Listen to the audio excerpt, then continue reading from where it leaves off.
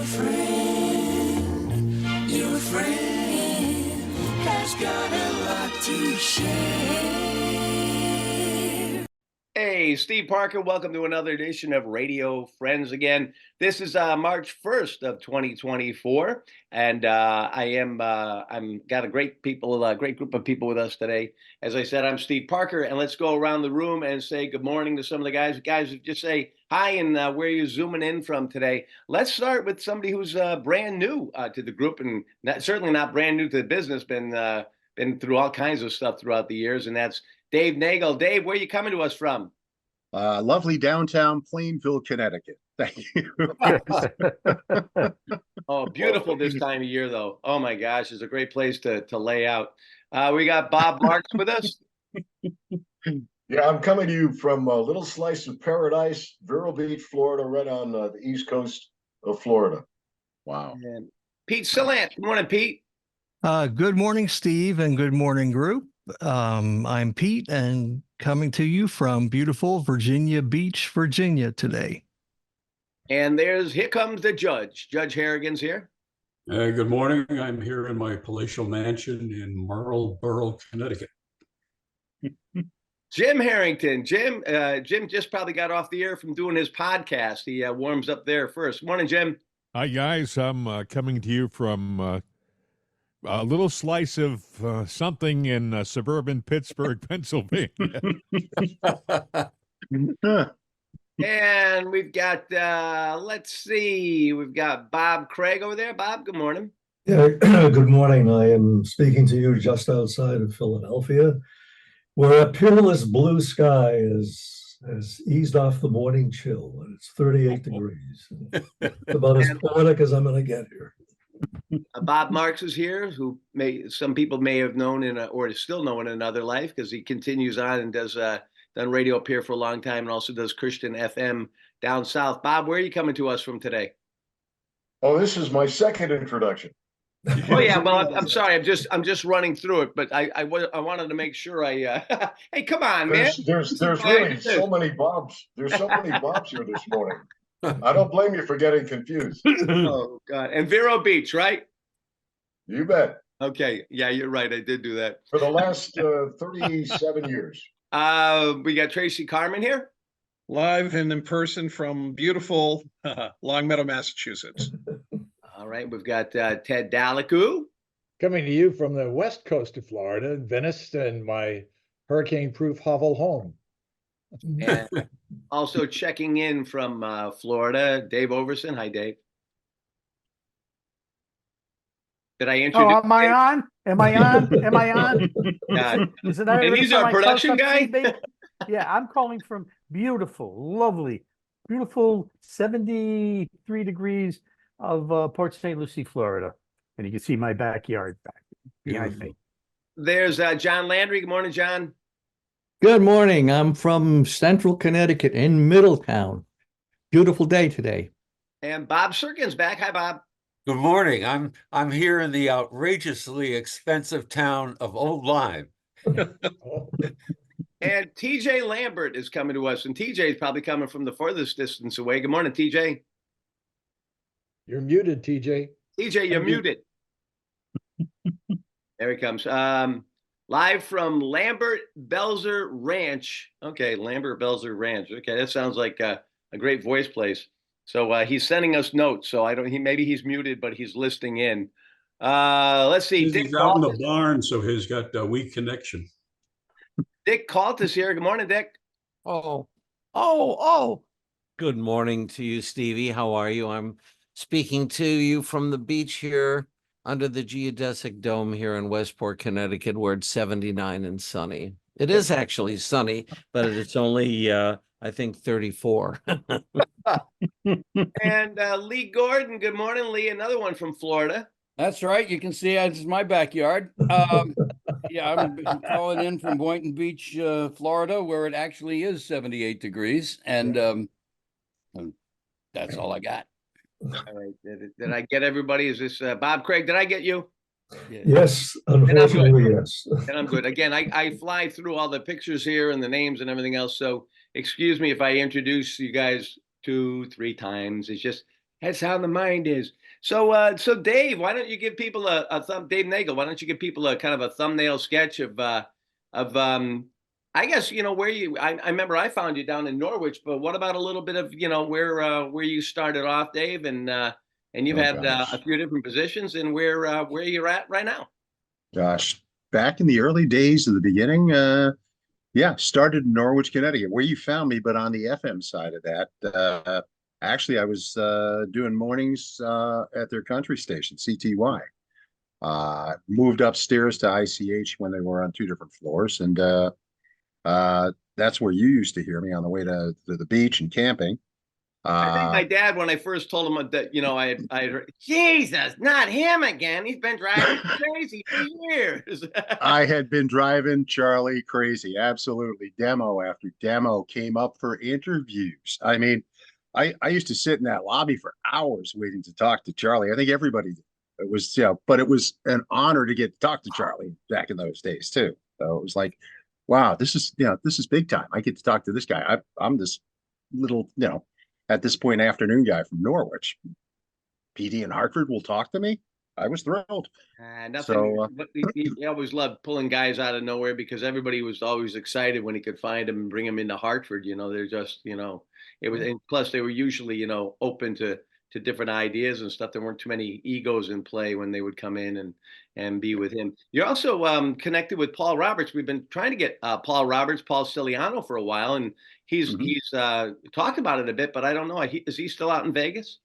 last I heard, he was still in Vegas. I see him on social media. Apparently, I think he's doing real estate out there. So big change from radio. But yeah, I would love to be able to get him connected with this group as well. So I'll bug him a little bit as well and see if perhaps we can persuade him.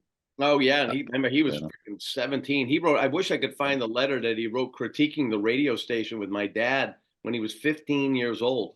And my dad said, when you're ready, please contact us. He really critiqued the station at 15. He just amazing. And I did jump in there, Dave. But you had quite a career at in Hartford too, didn't you? End up going over to HCN and then coming back to DRC, or how did all that play out?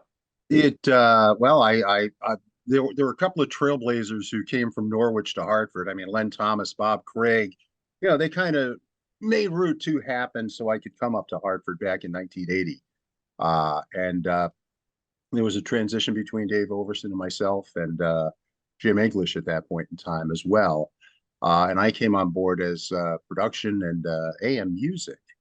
Paul Roberts Ciliano ended up doing FM music in 80 or about that time. And I ended up staying there till 86. And at the end of 86, everybody was getting very excited over digital editing. And one of the pioneers in digital editing on some of the newer platforms was HCN. And they happened to have an opening for a production guy. So Dan Hayden hired me over there in 86. And I stayed there for 10 years. And after that, there was an opening to come back to DRC, and Wayne Mulligan brought me back in. He was the GM at that point. And I was there for about another 10 years.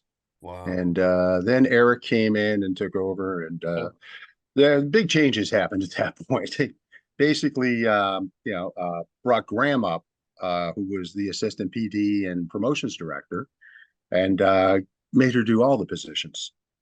So it's like, okay. So, and she juggled the balls very well. I mean, Graham did an outstanding job.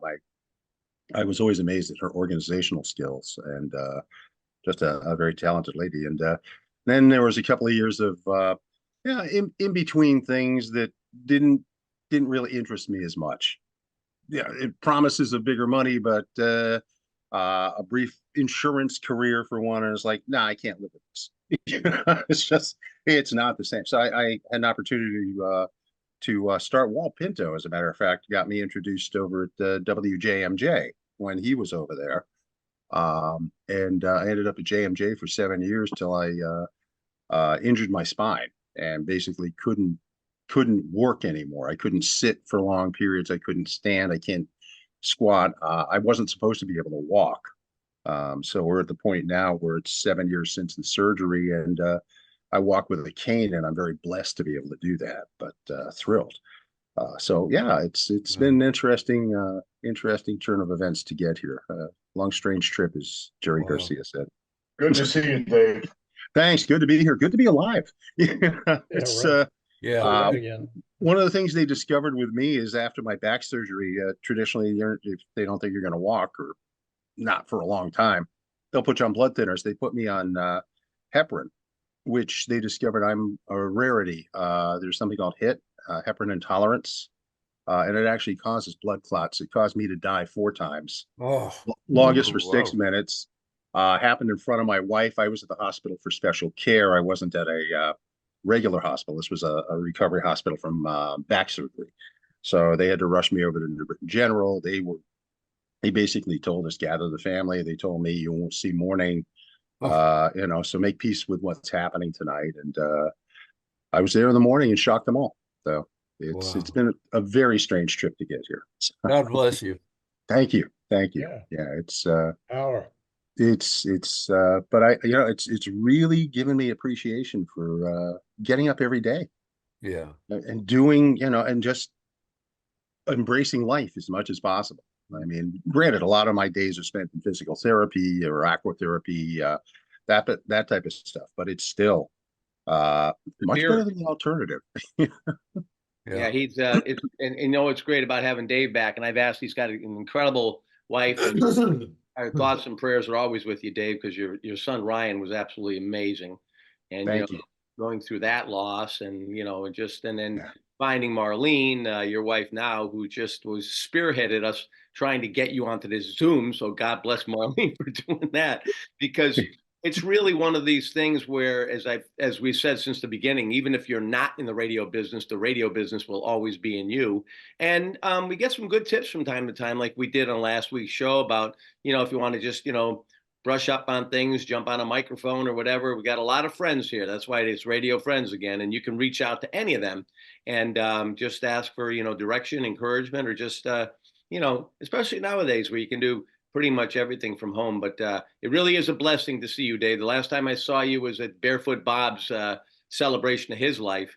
And that shocked the living daylights out of it. So you look damn good, man. You're doing okay. Thank you. Yeah, actually, I've been working on weight loss and eating healthier, and have dropped 40 pounds in the past 6 months. That helps with the walking, being able to walk again, type of thing. So the exercise and that, but yeah, it's I realize, hey, listen, I have a birthday coming up in this, later on this spring, and it's the last one in my 60s, so we're not getting any younger. Holy cow! I thought you were much younger than me. No. Well, you were, and what was it? Was it, you were Uncle Dave over at HCN, and you were just part of a great crew back then with Picozzi the Horn, and Dan Hayden, of course, was wonderful. And I remember you were probably there when my dad came over and spent some time. And that was when Dan approached him, and first he wanted to meet with him for lunch. And my dad's latest lunch place that he loved so much was the cafeteria at Hartford Hospital. So he said to Dan, we can meet there for lunch. But, Dan brought him in, and they wanted to do the secret sound. And he said, we can't do that. That's DRC's, but it doesn't mean that we can't do Name That Noise. And brilliant. Did that. And then I remember Gordon Weingarth, God bless him, talking about when you guys got into doing the laser discs, and he made, HCN your laser trailblazer, Oh yeah. We used to, He loved it over play. there. Oh yeah. It was a fun place to be. Yeah. It was, DRC was a lot of fun. HCN was a lot of fun as well. Both were like family as far as the staff. Everybody tended to get along pretty well with everybody. At HCN, every Friday, almost everybody, unless you were on the air, all went over to the keg for lunch together. We always had the corner table and the one next to it, under this painting of the snake lady, which eventually got stolen. It's but yeah, good memories, good times from there. I met some amazingly talented people there, who I'm still in touch with to this day. Who are just and I'm thinking Kim Alexander's still doing radio, I think in Philly. XPN, if I'm not mistaken, she's doing some stuff on, and now she's singing, which is something she was pursuing, God, years ago when she was at HCN with us. She was one of the afternoon team. It was her and Diana Kelly was the other woman. Who Diana's now out west somewhere, teaching college, but teaching. I wanted to say radio, but I think she's running a radio station and teaching staff how to not only do radio, but how to do stuff online, how to do podcasting, that type of stuff. So you're right. Even though not everybody's in radio, some people are still hanging in there a little bit too. Yeah. I mean, it's the people that got out. I feel bad about, the ones that are just bitter and they say, "Well, I don't make the money I used to make and everything else." Well, shit, if you ever came into this business with your number one thing being money, you must have been out of your friggin' mind. But yeah. I just wanted to because it's so amazing. Dick Calt had sent me this incredible interview. It was a little tricky to get, and I thought maybe Dave Overson could explain to the rest of the crew how to get it. But he's got Jay Crawford interviewing John Lennon. Of course, after Dick got John Lennon warmed up to why he was there to talk to Jay. But I would love to be able to get that. I was able to capture it last night finally with some WeTransfer stuff. But maybe Dick, tell us a little bit about that interview, and then maybe between you and Dave, you can explain if we send that out to everybody else, how they may be able to look at it. Unless you want to keep it, somewhat low key as far as, but it's an amazing interview with John Lennon. Well, it was we did it back, I think it was in 1971, perhaps 1972, but I don't remember exactly. I went, he was living in the Village at the time with Yoko down on Bank Street. And I had been working with the record company trying to set it up, because I was really, my job was to get PLR off the ground and get people to tune in and find it, listen to it, get it going. And it was before we had nude morning drive shows and things like that. But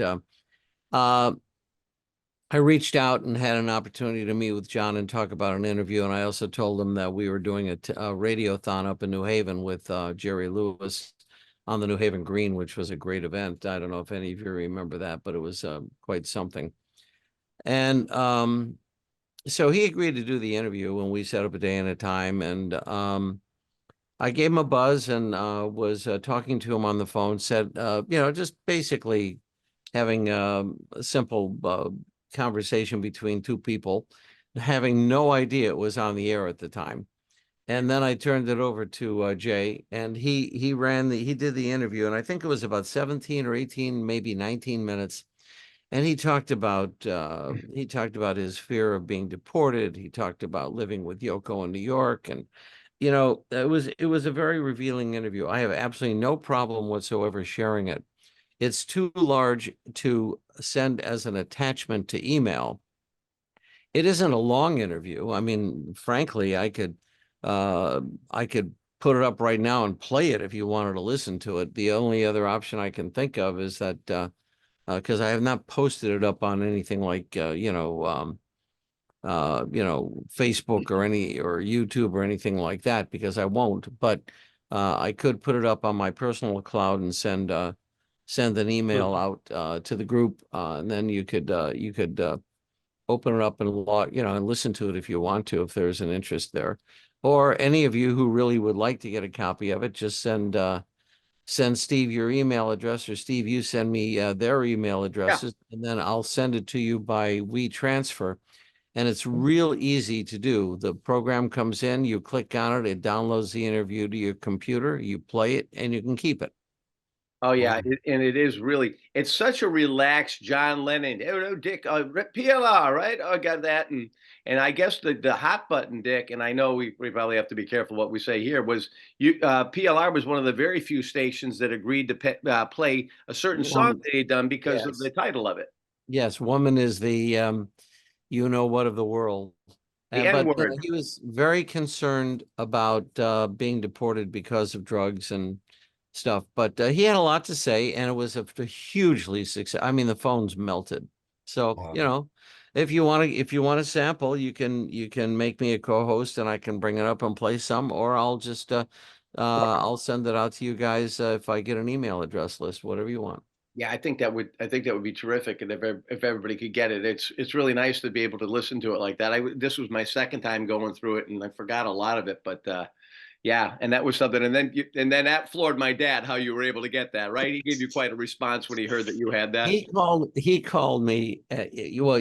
Charlie and I talked all the time, and that was the thing I most enjoyed about the time, because I had relationships with all the stations, competitors, didn't make any difference. And I would have discussions about concerts and things we were doing and ideas. And Charlie called me after we played the interview, and it's very simple. If you don't mind the language, "Hi, Charlie, how you doing?" He says, "How the fuck did you pull that one off?"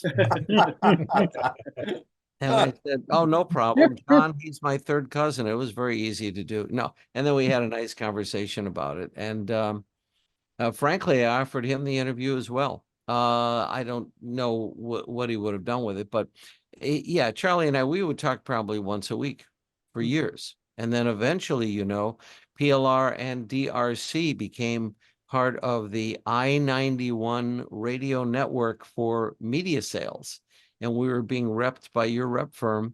And so was DRC FM and PLR being repped together as one gigantic entity running up from Long Island, not I-91 and into Massachusetts. We did pretty well with that. I'm not sure. Was that Petrie back then, the rep, or was it Buckley by then? I think it was Buckley. Okay. Actually. Yeah, I think it was Buckley. And then I have to tell you, and here's the punchline. After a couple of years, Buckley dropped us because we were outbilling DRC FM and people were pissed off. Well, I can't help it. We were doing the best we could. Yeah, some very, very, very unique stuff. But yeah, that's when you look at that kind of innovative stuff. And I was at POP 104 as Dave was at HCN back then when we brought all three radio stations together, and with Liberty Broadcasting and POP 104. It was amazing because we flipped 104 from Star 104 to alternative, the radio 104 with all the new young bands and all that stuff. And then HCN and 104 shared a lot of that same stuff because it was but it was one of those things, Dick, like you're talking about, where, you make such a huge change and immediately the thing takes off. And that's what happened with 104. I mean, it just came out of nowhere, and it was just exploded all over the market. By the way, you mentioned Gordon earlier, and I wanted to let everybody know we're doing a memorial for Gordon in New Haven on April the 14th at the old Heidelberg. And if anybody wants to come down, it looks like we're going to have a good sized crowd. It's from like 4 until 9. And it's just a bunch of friends getting together to remember Gordon. And of course, we also we've lost a lot of people, and but Gordon is we were particularly close, and of course we worked for many years before he left. And actually, I think he left after I left PLR. I think he was still PD when I left PLR. So and then he went up to Hartford, and then we hired him at CRN. You and Gordon worked together with us at CRN. Yep. And he was, and he did the agency thing for a while too, and had some very, very loyal clients. I remember, I think Brothers Harley was one down in the New Haven area. Yeah. And, he had some really, really good accounts that way. He could wear a lot of hats, and I know he was under a tremendous amount of pressure when POP 104 and HCN came together. And he went on to be a sales manager there. I worked with him again in cable when he went over there, but Gordon, I mean, with his roots at PLR and he had so much respect and people knew him all over the market. So I think it was probably easier for him to kind of make that transition because they're going, wow, if Gordon Weingarth, went over to the dark side, pretty much anybody but he can. But yeah, some really good stuff. And I think Dave Nagel, you worked with Gordon over there too, didn't you? Oh yeah, I was very blessed to work with Gordon. He was an amazing, sales manager at the time. Had to struggle to get him into the production room and behind a microphone. As talented as he was behind the microphone, it's like, no, I do sales now. I do sales. He would wanted to stay downstairs. But yeah, I always admired his talent. God, I remember listening to him when I was, not in Hartford, listening to him on PLR and going, wow. And then, getting to work with him at DRC was a real, at HCN rather, was a real thrill. For me anyway, only because I had admired him long before I got a chance to meet him. It's very cool. All right. I got an email from Tammy L. Ward, who we worked with together at DRC. I believe she was reaching out to me to ask if I had any audio of Gordon. They are looking for audio of Gordon to put together perhaps a tribute piece for the gathering that Dick just mentioned. Great, So, that'd be wonderful. Well, let's skip around the room a little bit, and I wanted to really get a good handle on a couple of these things, and just so we could share them with the rest of the crew. But let's see what else is going on here. We got Peter Bush just joined us. I'm looking at who else just came in. Clark Smith came in, and if this is the radio friends again for the 1st of March. Okay, now, and I apologize. Please pipe in and tell us who has joined us since we started this discussion this morning. Don't all. I think you just named them. Okay, perfect. Okay, so we got the rest of the guys in here. Clark, don't forget Clark down there. Yep. All right, so we got this one down here, got that one up there, got that one over in the corner there, and this one over Hollywood here. Squares. Yeah, that's what it is. Radio's version of Hollywood Squares. Good morning, everybody. Peter Bush, how are you? Hello, Peter. Good morning. How are you doing? Hey. Great to Drive see the you car. doing drive time again, Peter. Terrific. Yeah. Yeah. Hey, so I just want to tell you guys, it's WeBe 108's 40th anniversary. It begins this month, I guess today. Is today March 1? Yeah. Yes. Yeah. Or wait a minute. Yesterday was really March 1, but it was the 29th. Correct. Now, if you were Today's born on the February 29th, 30th. So- if you were born on the 29th, are you like every 4 years a birthday? Is that what it is? See, that's So, like, that's the way. I'd be like 20 something. Yeah, man, I could dig it if it was that way. That'd be great, wouldn't it? Oh, it's my birthday. Nah, it's 3 years from now. There are states that actually require you to choose February 28 or March 1st as your birthday instead of recognizing February 29. You know, That folks, would make sense. only from the mind of Dick Call did you know? only from the mind of Dick Call. We're going to be coming down to see you. I'm setting up a tour of Connoisseur down in Milford sometime, probably in April for the retiree group. So we're going to come by. It still exists. Oh, I certainly know that. Yeah. What a small world. But anyway, so WeBe's doing a 40th anniversary, and what they've done is they reached out to all the ex-jocks and from the beginning in March of '84, and we've all pitched in with liners and some audio and stuff like that. So I just wanted to say that it was really great for them to ask me to be part of that, and it should be fun listening. And I just can't believe it's been 40 years. I really can't. Unbelievable. Yeah, I think a lot of people. One of my golf buddies. Go ahead, Ted. Oh yeah, one of my golf buddies on Wednesday asked. He said, "Why do so many disc jockeys use different names on the air?" And I mentioned to him one thing about some consultants that used to demand certain things. You guys have talked about filling in different people using the same name at the radio station because they wanted that name.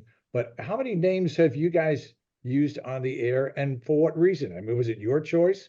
Or so I know Dick Corson wanted me to change my name after I'd been on the air for a year. He said, "We want to give me a different name," which seemed a little strange to me. But I use like 3 or 4 names. But what about the rest of you guys?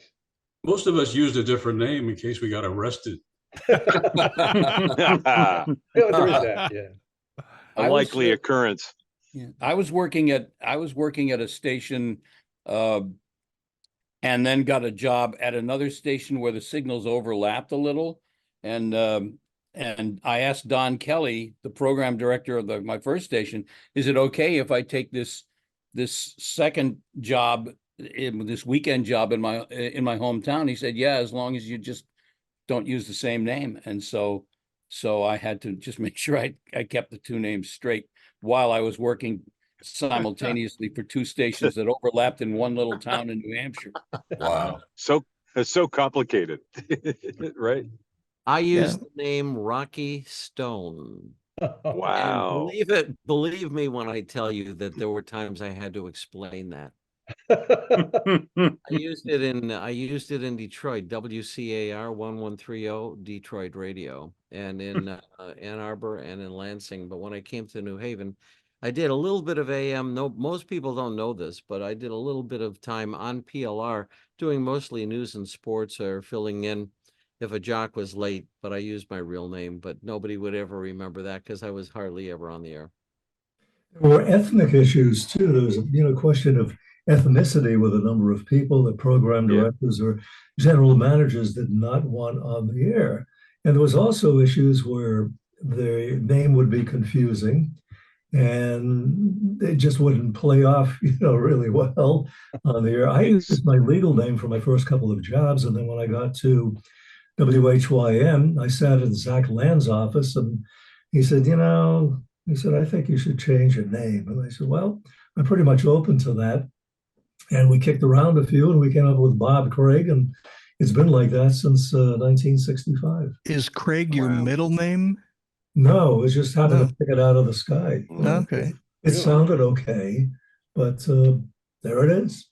It's been Lee is my middle name, which is why I started using it. Well, you're Dana. That's correct. Hey, Petey. And my legal first name is Michael. So for a while I was Mike Stone. Then I was Pete Stone. Then I was Peter Rabbit. What? You've never told me. Wait a minute. Wait a minute.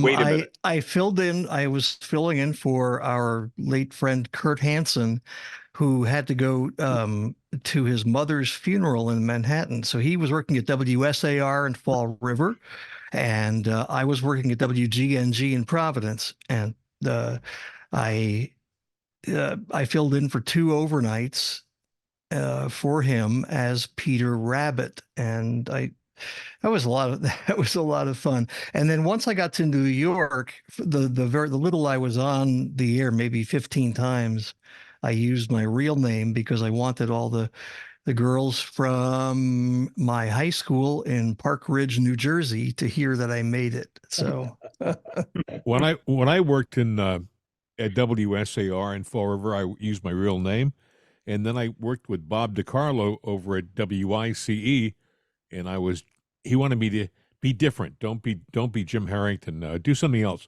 So he changed it to J.K. Harrington. I figured, well, I mean, they're really going to not know who that is, And I was J.K. Harrington there. And to this day, there are people who worked with me at WICE who still call me J.K., the only station that ever happened in. That was my story. I like that. Well, you guys from WSAR probably worked with Bob, aka Bo Raines. Oh yeah. And yeah, wow. When he was my program director, Good guy. who hired me, he was using the name Tomfoolery. Mm-hmm. I knew him. I knew him when he was an FEA. engineer. Wasn't he an engineer, board op at DRC? He might have Bob, Bob Raines, yes. Yeah, Bob Raines. I think Bob's who I worked on Sundays 1 day a week. I think it was Bob he trained me for a while, and then he went on to work at another station, and but that's how I got my foot in the door at DRC. Bob was leaving, and George Watson said, "You want a job? I can give it to you on Sunday, 1 day a week." So I traveled from New Haven up to Hartford for a year and a half, almost 2 years. Wow. See if I can recall how happened to me. When I first got my first job was at WYNE in Brookfield before it became I-95, and at the time Chris Caggiano changed his name from Caggiano to Cage, interviewed me, and he said, "Yeah, I like your tape and all that." He said, "But your name is Peter Swanberg." Sounds too Jewish. It sounded Jewish. And honest to God, Which you're not. but the point is that when uh, Craig mentioned before about ethnicity, he said this. He goes, Swanberg. He says that it's kind of ethnic sounding. You couldn't do that today. I mean, maybe you could get away with that today, but I mean, geez, back then it didn't matter. And he said, so what's your middle name? I said, well, Bush is my real middle name. So it was Peter Bush, and luckily nobody asked me to change it. When Throughout the I was years. at Armed Forces Radio, and I was going on the air, the sergeant major had brought me over there, and he wanted to give me a name. He said, and he's looking at my name tag. Of course, I had my uniform on and stuff. And he said, "How do you pronounce that?" And he was a real hotshot guy. He was a DJ part-time downtown in Anchorage, Alaska when I was there. And he said, Oh my I said, God. Daliku, he said, "You can't use that name on the air. It sounds too much like F-U." Said, you can't use that on the air. Said, "What other name you got?" I said, "Well, I have a middle name is Nicholas. Nicholas, 2 male syllables. Nichols. Ted Nichols. That's it." So then I became Ted Perfect. Nichols on the air. I took a part-time job on the weekend in downtown for a country music station, and on Saturday and Sunday. And because those signals, as you mentioned, Lee, the signals overlapped, and the regulations were that the Armed Forces Radio could not interfere with commercial radio and steal our audience, supposedly. So they had really closed the signal off. So I had to use a different name down there, the same voice, same guy. And I was working with 2 other guys down there, the same thing. Everybody had to use a different name. So I was Ted Roberts on weekends there, and Ted Nichols in Armed Forces Radio the rest of the time when I was there. I think it's trendy today just to have one name. That's it. Hi, Ralph here with you until who the hell is Ralph? Simplifies it. What identity? TJ is the perfect way to go out on the air. It's just, "I'm TJ." You don't even have to use the last name. No, that's right. DJ. That's right. That's the way it is now. Hi, this is Bob. Yeah. Okay. Because every Tom, Dick, and Harry is named Bob. Right. And then there are TJ, we got TJ Lambert here who's out there smoking something. I don't even know if we want to know about it. I think he's walking the dog and smoking something there. But what about it, TJ? Where did TJ all start? Well, actually, I've used only 2 names, Ted and TJ. Ted, the first gig, and then they named me TJ when I got to WRAM in Scranton, and then back to Ted in Philly, and then TJ in Hartford. But Hal used to make fun of me. He says, "How are you, TJ, when you're Theodore Ian?" So that was a good bit that he used to tell me all the time. But when I got to Cleveland, we were doing a new jingle package, and I'm like, "Well, we're here. We might as well do something." So I got 3 names and had them sing a jingle. They did in case we hired anybody. And we had Johnny Williams, of course. We had Cat Simon and Just in Case, and they sang the jingles. And I think they're probably still in the vault somewhere because we never fired anybody. They were all pretty good. I wanted to tell you guys a story about TJ and I going flying back in the 1970s. Oh, I love it. 1971, I got my private pilot's license, and in 72, I was going for lessons, going for instrument rating and going for commercial license, that type of thing. And my instructor took me up one day, and he said, "Well, you have to learn how to get out of a spin if you ever get into a spin." And he said, we have to get into the spin in order to do that. So he shows me how to get into a spin where you're going straight, your nose is straight down into the ground, and the plane's going around like that. So you get out of it. So I came back after I learned how to do that. I came back, and TJ was in the studio, and I said, "Hey, I learned something great today. You're going to love this. I learned how to spin an airplane." He goes, "Oh, that sounds great." He says, "We got to go up and do that sometime." So I said, "All right, yeah, let's go." So about a week later, the 2 of us get into a plane, and we go up, and I get up about 5,000 feet or so. And I says, "Okay, Ted," I says, "Are you ready?" And he goes, "Well, I don't know. Maybe." I said, "You're ready." And we get into the plane's going down and spinning like that. And we get it. Finally, we get out of the spin and goes, "Oh, I like that. I like that. Let's do it again." So we must have go up 3 or 4 times after that. TJ, you remember? Judge, if I remember correctly, you did the stall right over POP at Newington. So Judge. Were you digging the spin you were in? Oh, boom, boom. I couldn't help it. I'm sorry. Did you? I had a Piper Seneca. Did you have a? What'd you have? This was a Cessna 152 we were flying. Oh my God. Yeah. Oh, okay. We did. We landed. We did a night landing up at Bradley. That was always fun. They didn't appreciate small planes coming in, but Hal said, "Hey, I'm a plane. I can land." So we did, and we land over. Jim, we landed like what's the rocket company over in Command. I don't know, but Command? yeah, Hamilton. we landed Hamilton over or at that. Command. We landed over in that land strip one time. So yeah, it was kind of cool. Dude Walker, who was here with us last week, is also a private pilot. We had a POP reunion in Bushnell Park many years ago, and he flew up from the DC area for that. I remember there's a guy. I mean, you'll most of you'll probably know this name because he's worked at such great stations. Jim Davis actually parks his plane at his house in Florida, and he flies every day. So wow. And Frank Kingston Smith, who was a big time DJ, used to do the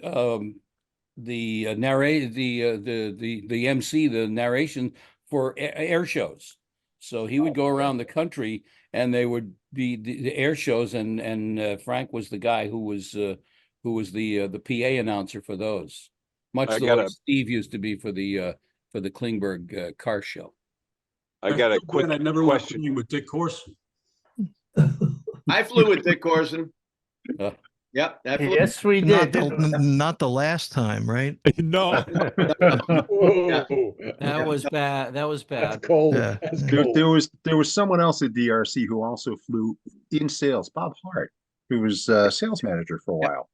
Had a private pilot's license. I remember going to Block Island with him on a Friday night for dinner after working late in production. He goes, "Come on, we're going to Block Island. You earned it." It's like, okay, let's go. It was great. Dave and I got to fly with Wayne Mulligan, right, Dave? Yes, we did. Don Brooks also flew. God, yeah. Wayne flew a lot. And the scary part was it was when he was sharing the plane with Corson, because I remember stories where to borrow Wayne's phraseology, "God damn, Corson didn't take the chocks out of the plane, overheated the engine. Now we got to get it rebuilt again." It's like, yeah, okay. At least he didn't crash it yet.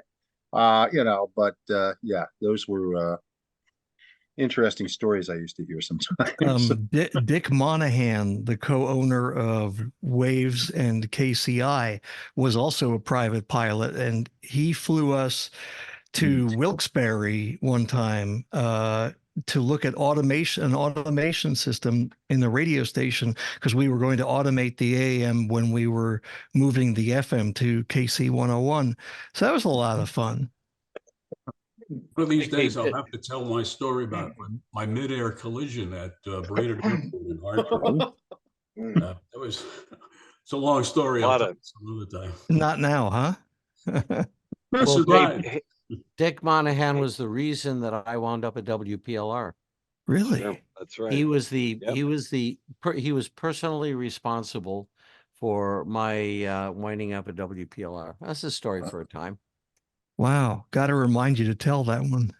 I had my job. I don't know, Judge, if you remember, but I went from Waves to become sales manager of KCI, and I had the job for 25 minutes, world's shortest job, and I was fired by Dick Monahan. Another, it's the greatest thing that ever happened to me, quite frankly. It's a badge of honor. Yes, indeed. Yes, indeed. Yeah. Marshall Pite would have thrown me out of the third floor window if he could have when I quit. Who was the Monahan? Who was the Monahan partner? Cops? Was it Dan Cops? Kops. Dan Cops and Dick Monahan. That's right. Hey, Peter, you remember who was Dan Cops? Was he a radio guy? He was a journalist. Yes, Peter. Do you remember Dan Cops struggling to do editorials? He used to do an editorial opinion piece on the air once a week. I mean, this was a regular feature, and this is on a, rockin' top 40, 13 waves. All of a sudden he would come on, and it was like, oh my God, what is this? Do you remember And that? now with a WAVZ editorial, here is owner Dan Copps. Oh, and he struggled. Remember how he pushed and he struggled the sound.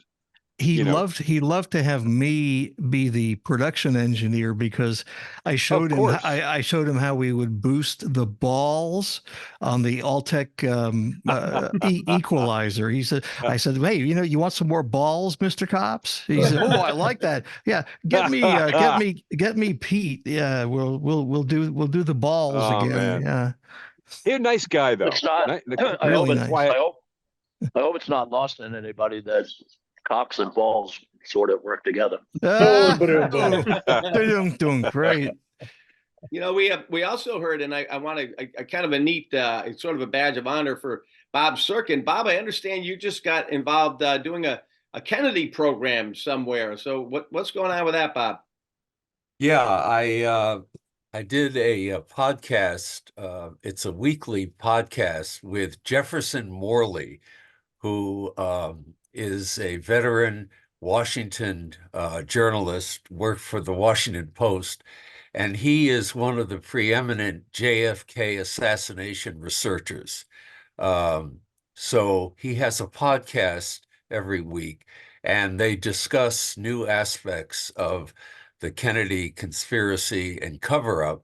And their focus is on getting released the thousands of secretly held documents and pictures that are sealed up in the National Archives. And they're trying to get a congressional bill to get that stuff released, and it needs to be. And the Kennedy family has for years fought that.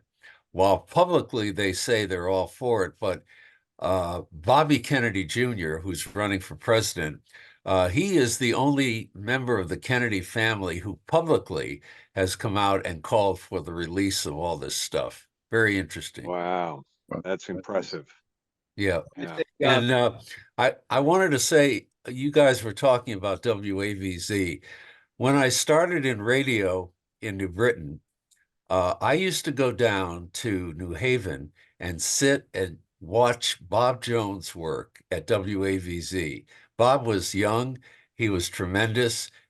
He aspired to working at WNEW, which he did. He was the last milkman on the Milkman's Matinee.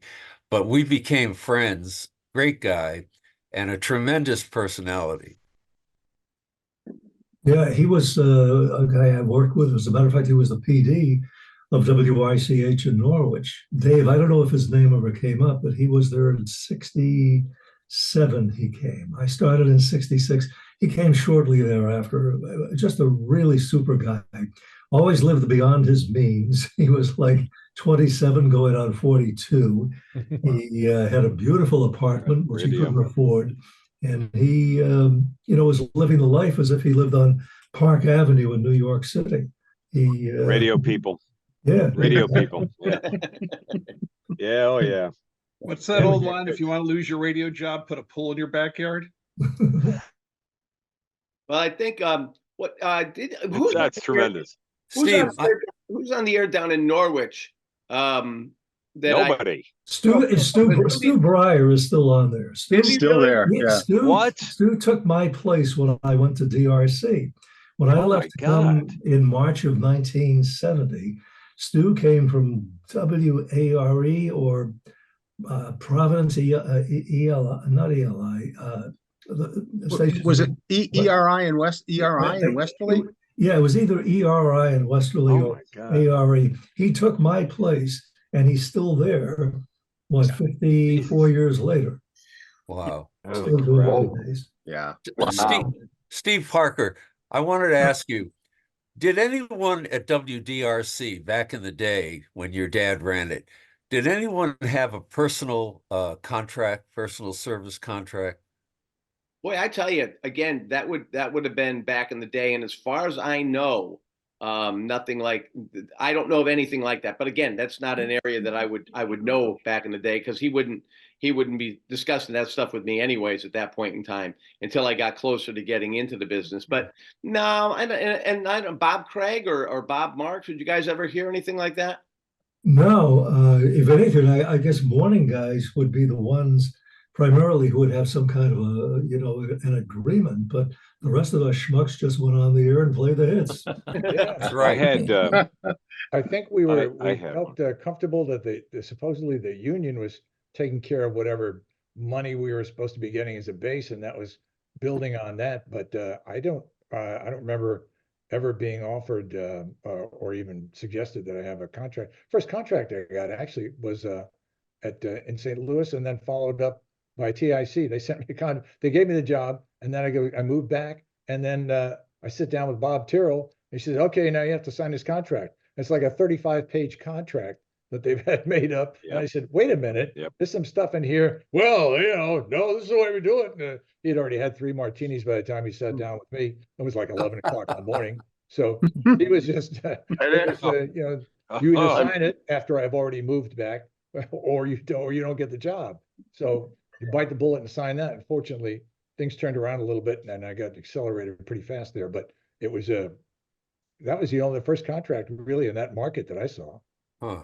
The way that Press Gilmore did the personal services contract, and I think Hal experienced this once, it would be job pays $250. You want it? Well, can we talk? The job pays $250. You want it? And that was his personal service contract. And I think he did that with Hal. I had one. Go ahead. I had one at surely at PLJ. We had to, there was no choice. That was a full-time services contract. You're right. It was like boilerplate. It was page after page after page. Oh yeah. But part-time at WABC, when I worked there part-time, I didn't. Steve Goldstein gave me the job, as you guys know, TIC. Steve went to WABC, and that's how he heard me at Weeby. That's how I got there. But I worked part-time, and it was a union job, but I did not have a personal services contract at the big 77, which I thought was unusual, Yeah. Yeah, I think now I wanted to just check in with a couple of other guys before we get out of here. John, and Bob, I don't know, Bob, you're motioning over there. I didn't know if you wanted to throw something in too, but I can't hear you. No, go ahead. I was just adjusting my glasses. What's up? So I could see your lovely faces. Marks. I think he's on the phone. Okay.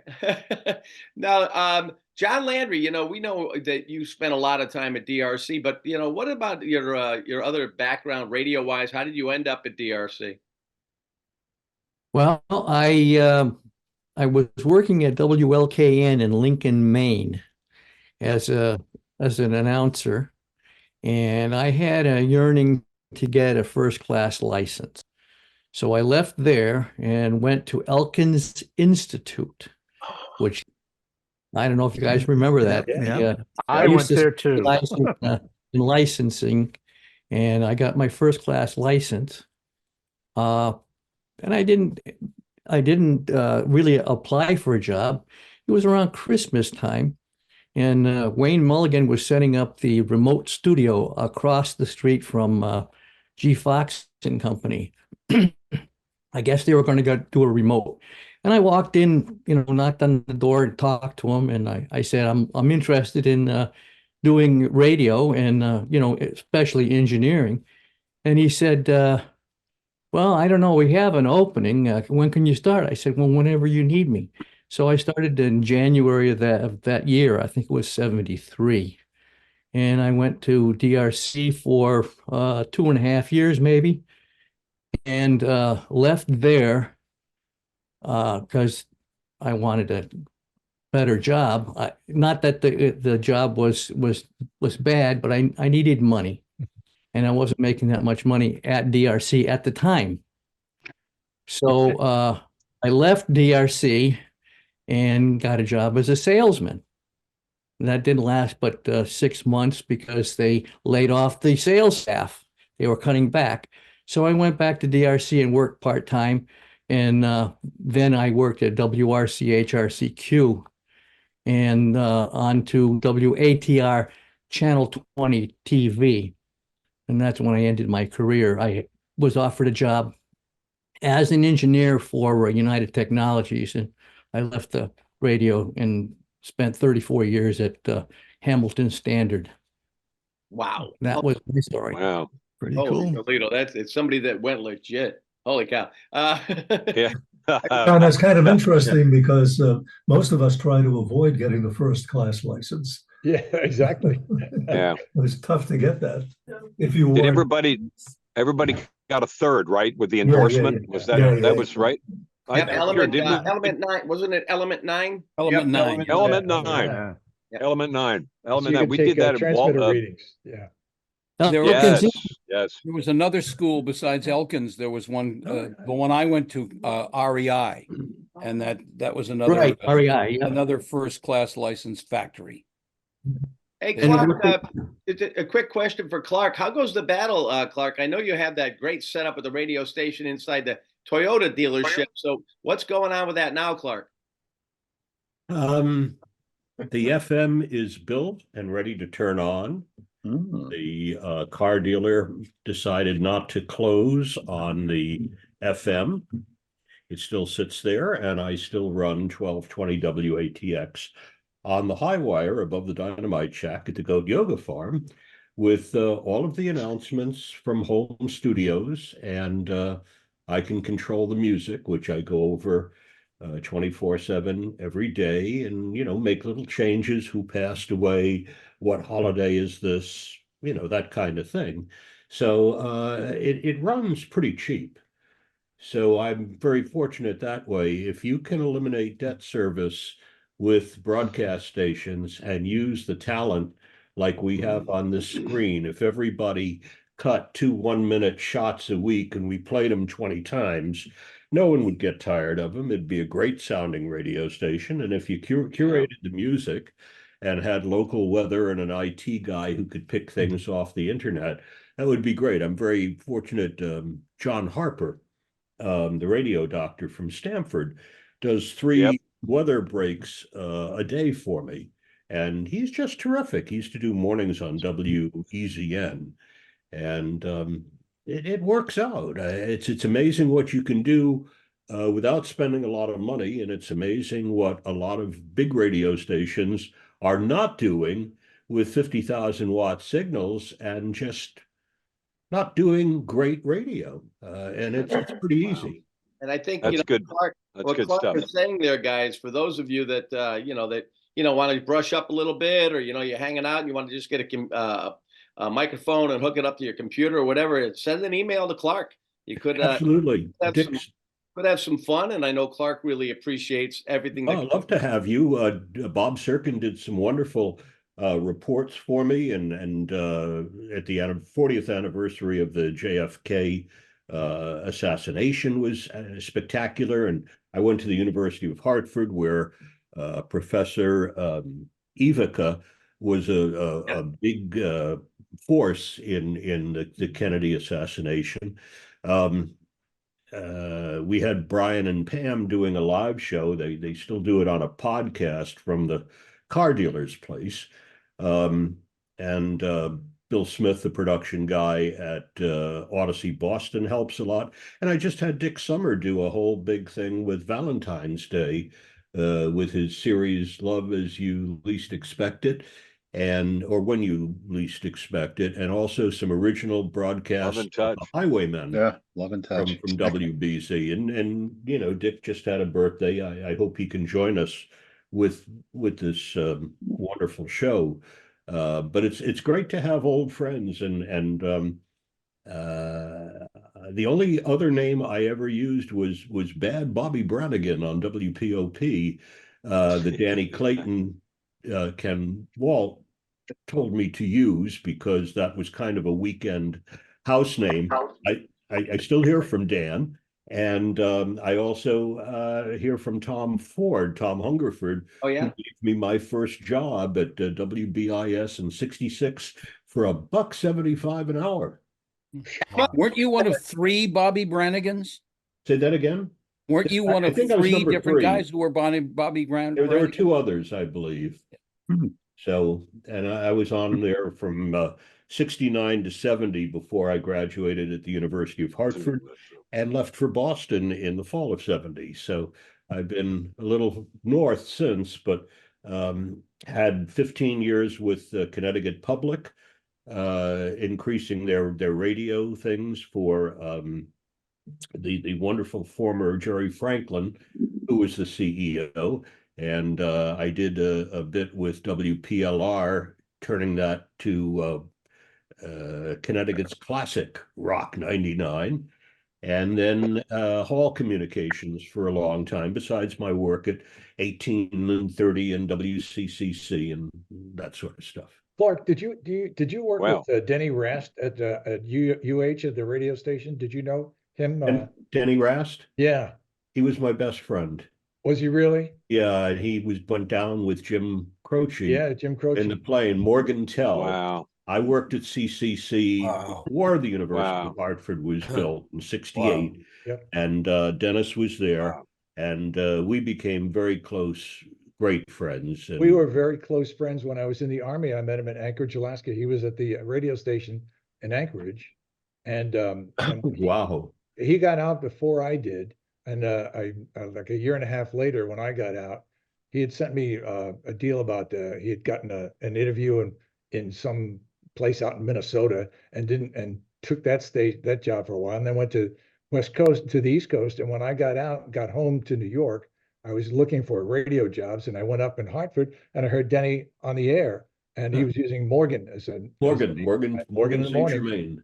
And it Oregon, was there's before another he became radio PD name. over there at CCC. He was just doing the morning show.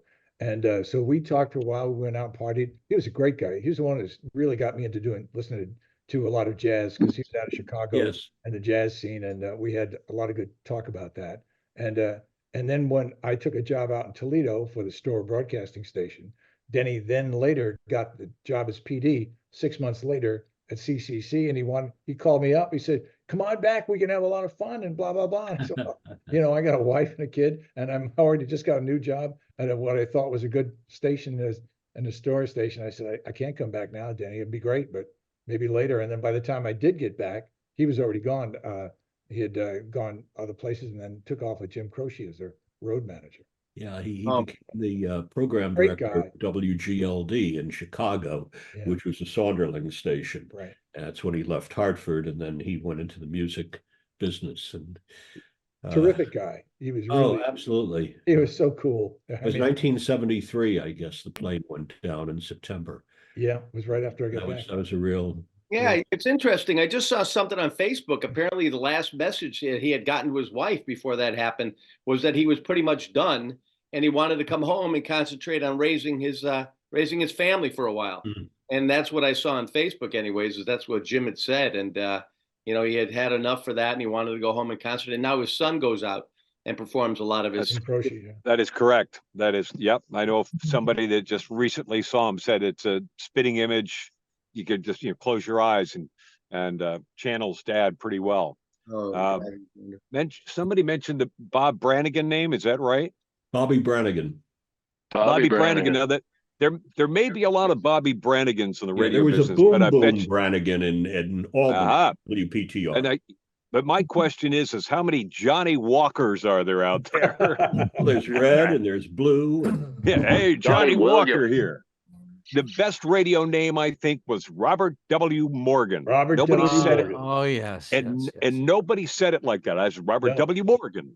Robert W. Morgan. How about Soupy Sales? Oh, wow. Yeah, the soupster. Yeah. I knew Soupy in Detroit, and then we reconnected again when he came to New York. I was one of his original bird baths in 1955. Wow. Oh my God. I didn't even know what a bird bath was in real life at that time. I have to run, but this has been wonderful. Thanks, guys. And I have just one last question for Jim Harrington, and then I'm gonna turn off the recording. But please hang. I really love when you guys are able to hang a bit. Jim, just for people who may be interested on this, and you've had a lot of success within the last couple of years with your with your podcast, and you've gotten a good following from that. So would you give us an idea how that's going for you? I don't usually get into politics. It's Yeah, like right. if you want to maintain a friendship with your guys in the business, you just don't talk. It's like you don't talk religion, you don't talk politics, right? But I do a podcast. It's the thing about podcasts is hard to get ratings. I mean, I say accurate ratings. I mean, everybody's got a different answer as to how you're doing. It's like squeezing jello. Maybe some of you guys who are in the business can tell me, is there a good source for getting podcast numbers? Because I've looked around and every place I look has a different answer and a different total. But based upon what I've been able to find out, the darn things find an audience. It's amazing. You don't do a lot of promotion. You be consistent. You do it every day. They expect to hear something. You give them the same thing every single day, and after a while, it grows. I have listeners in Russia, Germany, England. Vero Beach, Florida. Vero Beach, Florida. God bless There him, you man. go. I love the man down there. My buddy Bob. Hey, Bart, I think Bart. it's all algorithm based, isn't it? I mean, in other It words, is. if you hit on certain subjects and then you continue to, frequency add content, then it just the YouTube algorithm you get to a certain point and it just moves you out there and sends you out on the pipe, to further destinations or something like that. You get figures from we're on something called Podbean, which is like Anchor. It's the sites that actually allow you to make the podcast, but then we stream it on like Amazon and Apple and all these other. Those are the sites where you get your listeners, the streamers, but they're also the sites where you don't get your numbers because it's like radio. It's just out there and people can hear it anytime, anywhere they want to hear it. But you don't get any numbers back to your home website, because what happens, as far as we've been able to determine, you record the program, you post it on your website, it's then sent to like Amazon Music, iTunes, Spotify, all these streaming sites, and from that point on, they've got a copy of your most recent show on their site, and it never registers on your home podcast. So it's a hard thing to figure. I don't know how a guy like Joe Rogan gets $100 million for a podcast piece. I don't know how they're really figuring out what kind of numbers he has. All of the distributors must know how many people are listening to the podcast that they distribute. So you would have to go to Spotify and to Apple Music and Apple and to Odyssey. You'd have to go to each individual one. Presumably, I don't know. Maybe they would charge you for that information, because you'd think that you should be able to get the information for your own podcast from each distributor. Well, they've all got numbers. That Amazon and those people and Spotify, they've all got hit numbers. Hey, how many times have been tagged? We did a check. There's a French company. So help me God, I don't believe these numbers, but there's a French number that said we had 200 million downloads. Wow. A French statistical 200 million. I thought, these guys, they've been drinking a lot of French wine. If they could ever figure out English, you'd be in trouble. Hey, Dick, because I know Dick has got to take off. In the world of podcasts, you've done anything like you'd like to mention, Dick? Well, of course, we produced about 7 or 8 podcasts while you were with us, and I have to tell you, the numbers can be kind of specious. The best we did, we had an ADD ADHD podcast with Dr. Ned Hallowell, who's a noted specialist in that area. We were doing about 100,000 downloads a month, and I would check the numbers all the time. First of all, a lot of times these numbers are based on credit that you get if somebody logs into the podcast and listens for a period of maybe a minute to 2 minutes. It's sort of like when somebody feeds you a commercial online and you only have to look at it for 5 seconds and then you can leave it, like if you're on YouTube, and then you're getting, then the sponsor is receiving credit for a view that really never happened. I would also tell you that about 90%, if not more, of podcasts are dead. Mhm. I mean, there are Yep. millions of podcasts out there. I happen to still, Absolutely. and I am doing a podcast right now, but it is in Westport and Weston, Connecticut, specifically with the mayors, or we call first select women of each town. And I distribute the podcast through social media only in those towns, given the fact that that's where the interest is. And I can look at how long a person listens to each podcast, how many have logged in. And even with these, and these deal with specific local issues, I'd say less than 50% of the people that listen to it get through 50% of the podcast, and that's a high number. And then all of a sudden I've got 500 downloads and they say, oh, well, you have 8,000 impressions. Yeah. Yeah. Yeah, what does that Right. mean? That there were 13 people in the room at the time? Yeah, exactly. Say, and I'm So- only because I am going to turn this off so Dave can edit. But I would say just one thing here, that guys like Dick and Jim Harrington and anybody else who's even thinking about the world of podcasts, that's what Radio Friends is all about. Go back and everybody should have the list of everybody who's on here. Just if you don't, just send me anybody you're trying to get a hold of or whatever. I try to send an updated list out all the time. I'll do that again. But shoot a note to them. I mean, that's we're all here to kind of brainstorm with each other, and that's why we're radio friends. So whether it's Steve, one thing I want to say, what podcasting has done for me, it's brought me full circle. When I started in the business, I worked for nothing. And now at the end of my career, I'm working for nothing. And you continue to work for nothing. Sponsor. Jim, get a sponsor. Will the circle be unbroken, right? Well, I will Hey, admit Dee. I did make money doing the podcasting, but I stopped doing it because it was a lot of work and it wasn't that much money, and it's hard. Oh man, I mean, Hey, Dave, Jim Harrington. Yeah, I'll check with Triton Digital. I thought they were doing pretty accurate measurements on podcasts. The CEO is an old colleague from ABC. I'll ask him, and then I'll shoot you a note and Thank you, introduce TJ. That would be great. I'd Yeah, you appreciate betcha. that. Yeah, I remember Hey, guys. what was it, Dick? We did what was it, Auto Week or whatever? We had Jay Leno on. I mean, but we couldn't get the magazine to really support the podcast. Right? Well, it was a political thing. They were upset because we were doing it and they hadn't come up with the idea. Oh. And we did. It was Auto Week. It was the major car magazine, and we used to Car and Driver. The Car and Driver. That was it. And we did about 100 and some odd episodes, and we did really Dick, well. They're still being downloaded. Yeah, those are all Hearst. Those are almost all of those automotive. I'm kind of in the automotive sector nowadays, but almost all of those, Auto Week, Motor Trend, Road and Track, they're all Hearst. They're all Hearst.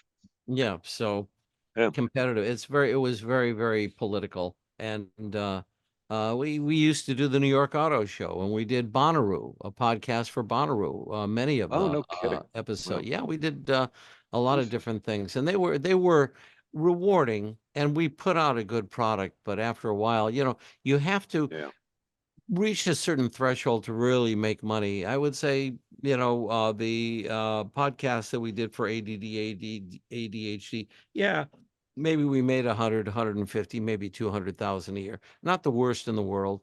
And then Hollowell decided he wanted to go out on his own and do it, and he ain't making nothing because he don't know how to do it. That's what they all do. It's like Roxanne, RJ Julia, and all these. They want to. They don't really. They don't understand having professionals behind it and I've said that is that if you're gonna do a podcast, it's got to be treated like a broadcast. And if it isn't professional, if you don't have an editor like we did with Pat Keogh, have somebody that can clean it up and polish it and put it out. And people are only going to listen to so much of amateurs sitting around in a circle talking.